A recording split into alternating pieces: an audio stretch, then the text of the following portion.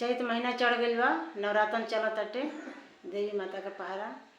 हम वही पे गीत लेके आए बनी, आप लोग सुनी जा। अच्छा लगी तो कमेंट में बताइएगा। जय माता दी। जवान बोलिया मैया अयोध्या में बोललू हो कि उहे बोलिया न मैया सासाराम में बोली हो मैया उहे बोलिया न मैया गौआ में बोली हो कि उहे बोलिया न जवन आशीषिया मैया रामचंद्र के दिहलू हो कि उहे आशीषिया न मैया चंद्र भूषण बाबू के दीह मैया उहे आशीषिया न जवनी आशीषिया मैया श्री रामचंद्र के दिहलू हो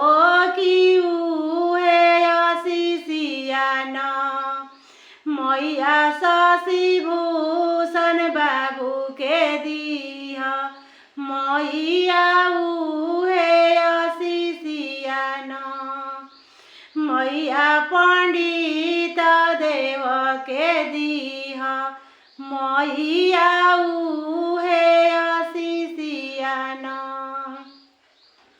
जवनी सिंदूरवा मैया सीता दई के दिहलू हो कि उहे सिंदूरवा न मैया देवरती दई के दीह मैया उहे सिंदूरवा न सब पतोहियन के दीह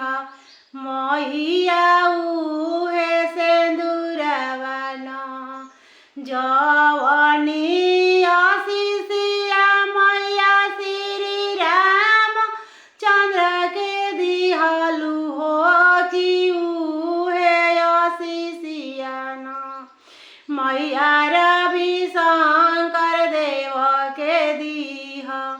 मैया उहे आशीषिया न मैया पिंटुआ देव के दीह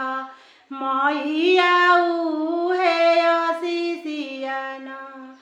मैया आनंद देव के दीह मैया उहे आशीषिया न मैया रे अन बाबू के दीह मैया उहे आशीषिया न मैया बादल बाबू के दीह